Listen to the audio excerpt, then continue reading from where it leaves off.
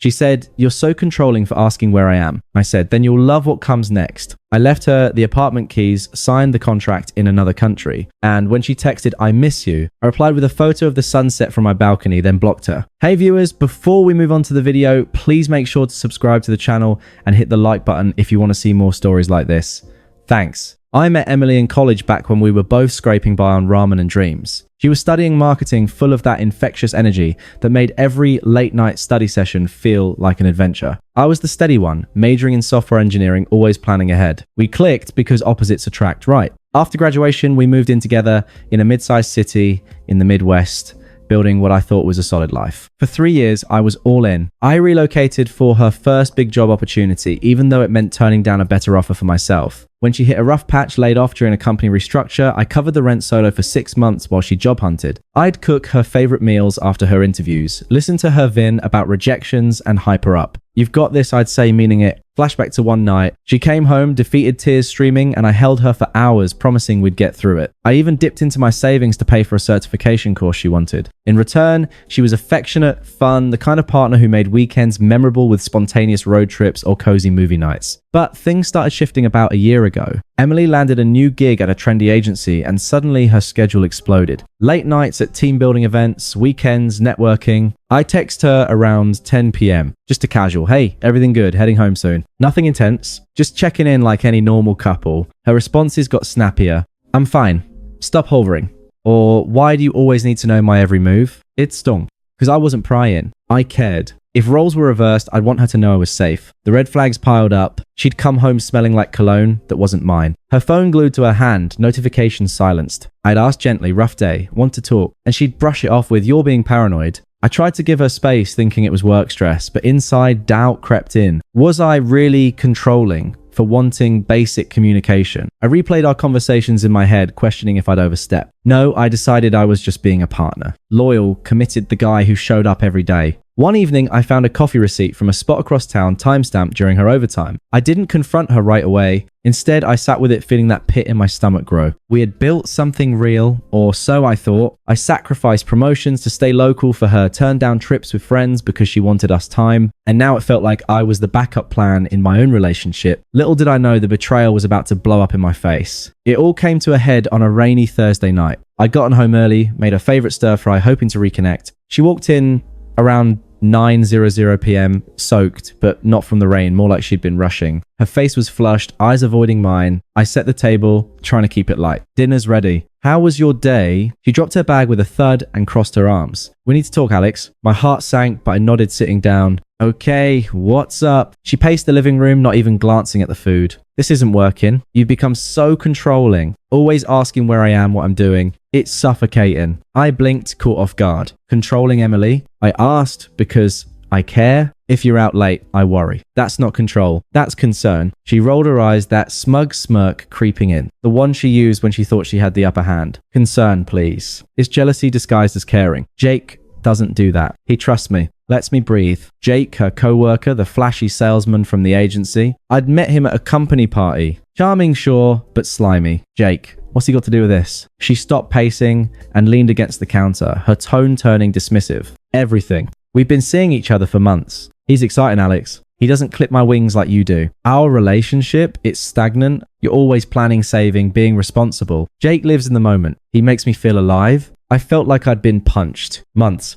All those late nights, the dodgy excuses. "So you've been cheating, and you're blaming me for what? Wanting to know if you're safe." Her laugh was sharp, cruel. "Cheating. It's not like that. You push me away with your neediness. Asking where are you every night. That's not normal." Jake says it's a red flag for control issues. I deserve someone who respects my freedom. Twisted logic at its finest. She was justifying betrayal by flipping the script on my basic decency. Freedom to lie and sneak around. Got it. "So what now?" She shrugged, like we were discussing takeout options. "I'm moving in with him. His place is bigger, closer to work. You can keep the apartment. Consider it a parting gift. We'll split the stuff later." No remorse, just smug efficiency. I sat there, the stir fry going cold, processing her words. Inside rage bubbled, but I swallowed it. No yelling, no begging. I'd seen enough Reddit stories to know that wouldn't help. Instead, I stood up slowly, grabbed the apartment keys from the hook, and placed them on the table. "You're so controlling for asking where I am," she repeated mockingly, as if to drive the point home. I met her eyes calm, as I could manage. Then you'll love what comes next. She frowned, thrown off. What does that mean? I didn't elaborate, just turned and headed to the bedroom to pack an overnight bag. She followed, her voice rising. Alex, don't be dramatic. This is for the best. You'll see. Maybe you'll find someone who likes your stability. Stability code for boring, I guessed. No drama here, I said evenly. You want freedom. You've got it, she huffed, grabbing her things. Fine, I'll crash at Jake's tonight. We can talk logistics tomorrow. As she left slamming the door, I felt the weight of it all crash down. But I didn't chase her. Instead, I sat on the couch staring at the wall, letting the confusion swirl. How had my loyalty turned into this? Flashback to our anniversary last year. I'd surprised her with a weekend getaway, and she'd whispered, "You're my rock." Now that rock was apparently a chain. By morning, I made a decision. No confrontation, no emotional outburst, just detachment. The next few days were a blur of silence and strategy. Emily texted once left some stuff behind. Coming by Saturday, I didn't respond. Instead, I focused on logistics. I'd been sitting on a job offer for months, a senior developer role with a tech firm overseas in a coastal town in Europe. It was a dream gig, better pay, remote friendly with a relocation package. I'd applied on a whim during one of her networking weekends, never expecting it to pan out, but now, perfect timing. I signed the contract that afternoon, emailing HR to confirm my start date in 2 weeks. No fanfare, just a quiet click of send. Then I started packing, not dramatically, but methodically. Clothes, books, the few mementos that weren't tainted. The apartment felt empty already. Echoes of our laughter, mocking me. I sat with the betrayal, letting it breathe. Confusion hit hard. Was I really controlling? I replayed texts in my mind. Simple check-ins, nothing obsessive. No, this was her manipulation, gaslighting me to justify her actions. Nights were the worst. I'd lie awake, the unfairness gnawing at me. Why me? I'd given up so much. Friend's wedding skipped because she needed me home. A side hustle abandoned to support her career. Flashback to her job loss. I'd worked overtime to cover bills, reassuring her daily. We're a team, I'd said. Now, that team was dissolved and I was left holding the pieces. But I didn't wallow long. Dignity meant action, not despair. I booked a one-way flight arranged to sublet the apartment through a friend. Mutual acquaintances started reaching out. Subtle probes like heard about you and Emily. You, okay? I kept replies short. Handling it.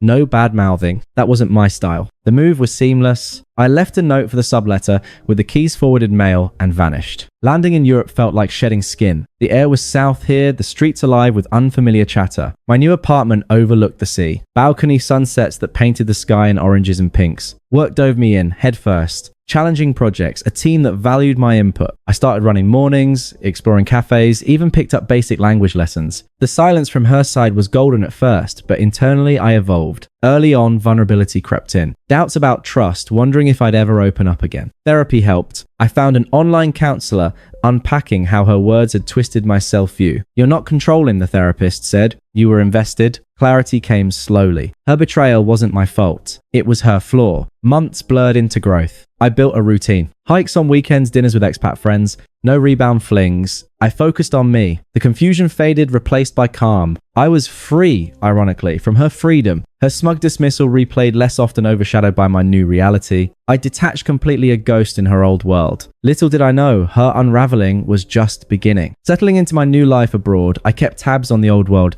sparingly, mostly through occasional updates from mutual friends who weren't fully in her camp. At first, it was radio silence on Emily's end, which suited me fine. I figured she'd ridden off into the sunset with Jake living that exciting life she craved. But about 3 months in, the cracks started showing. One of our shared acquaintances, Mike, a guy from her agency who I'd played pickup basketball with, messaged me out of the blue. Hey man, not sure if you want to hear this, but things blew up with Emily and Jake. I didn't probe, but he spilled anyway. Turns out Jake wasn't the free-spirited prince she'd painted. He was unstable with a history of bouncing between jobs and relationships. Emily had quit her position at the agency to support his latest venture, a shady startup that promised quick riches but was basically a pyramid scheme. She'd invested her savings, convinced it was their big break. Karma hit like a freight train. The startup imploded when investors pulled out, exposing Jake's embezzlement. He bailed, leaving Emily holding the bag, debts piling up, no job, and isolated because she'd burned bridges at work by bad-mouthing colleagues who didn't get her new path. Worse, Jake turned abusive in the fallout, yelling matches, controlling her finances. Ironic, right? And eventually cheating on her with someone from his old circle. She found out when his ex messaged her screenshots. Proof he'd been playing multiple women all along. Mike said she'd unraveled fast. Moved back to her parents' place in the suburbs, scraping by on freelance gigs that barely covered bills. Her social media, which I glanced at once before blocking, shifted from glamorous posts to vague cries for help. Life lessons come hard or betrayed by those you trust. Friends started distancing themselves when the truth leaked. Jake's mess wasn't just personal. It tangled her in legal drama over the failed business. One by one, people saw through her facade. The smug girl who dismissed me as controlling was now the cautionary tale. I didn't gloat. Sitting on my balcony, watching the waves crash, I felt a quiet satisfaction. Not revenge justice. She'd chosen chaos over stability, manipulation over loyalty, and now it bit her. I thought back to those late nights I'd worried about her safety only to be gaslit. Now, she was truly alone, her freedom a cage of her own making. As her downfall deepened, the outreach began. Subtle at first, then desperate, but that's getting ahead. Let's just say her attempts to crawl back exposed her true colors even more. It started innocently enough about 6 months after I left. An email popped up, her work address, since I blocked her number. Hey Alex, hope you're well. Just checking in. Heard you're overseas. Crazy. Miss our talks. Let's catch up. I stared at it, the cursor blinking. Miss our talks. The ones where she'd accused me of suffocating her. I archived it without replying. A week later, a text from an unknown number. It's Emily. New phone. I made a mistake with Jake. He was toxic. Can we talk? I need closure. Closure. As if she hadn't slammed that door herself. I didn't respond, but the floodgates opened. Calls from withheld numbers. Voicemails piling up. Alex, please pick up. I'm sorry for how I ended things. You were right. I was blind.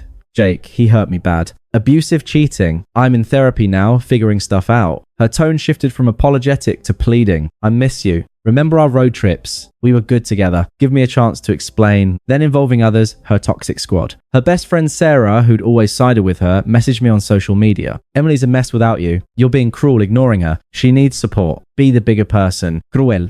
The irony burned. Sarah followed up with a call. Look, Alex, she's broke living with her parents. Jake left her in debt. Her family's worried. Just talk to her. You owe her that after 3 years. Oh, after her betrayal, I kept my responses minimal. A polite, not interested to Sarah, then blocked her too. Emily's attempts escalated. Angry emails. How can you ghost me like this? You're proving you were controlling all along. Punishing me for choosing myself. Choosing herself meant cheating and discarding me. But okay. She showed up in my dreams, sometimes not romantically, but as a reminder of dodged bullets. Her family got involved next unpleasant as ever. Her mum called from a number I didn't recognize. Alex, this is ridiculous. Emily's suffering. You walked away without a fight. Cowardly.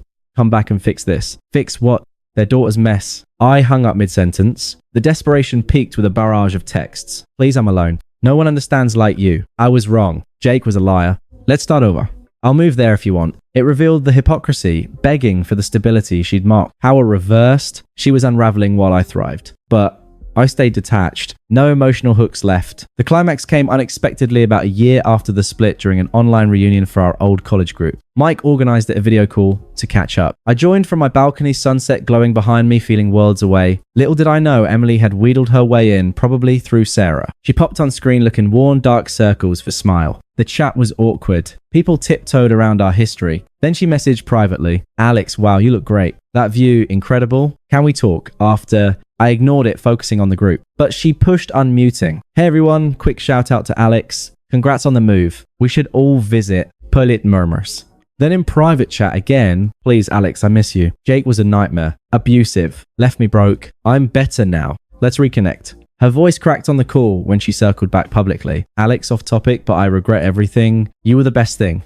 Can we chat privately? The room went silent. I unmuted, calmly faced neutral. Emily, that chapter's closed. I've built a life here. New job, new friends, peace I didn't know I needed. You're irrelevant to that now. She blinked, stunned. Irrelevant after all we had. You're heartless. Heartless, like her smug breakup. I didn't bite. Not heartless. Just moved on completely. She ranted then. True colors blazing. You think you're better running away to Europe. You'll end up alone too. I smiled faintly. Alone. No. This is freedom. Real freedom. Enjoy yours. With that, I sent a quick photo to her private chat. The sunset from my balcony, waves crashing below, no caption needed. Then I blocked her mid-call, excusing myself from the group with a wave. Great seeing you all. Got the run. After reflection here, I'd evolved from the hurt guy questioning his worth to someone emotionally free. No sympathy for her karma. It was earned. Now I'm dating casually someone who values stability without weaponizing it. Work's booming. Life sunsets over the sea. Thanks for watching. Make sure to subscribe to the channel and hit the like button. What do you think about this story?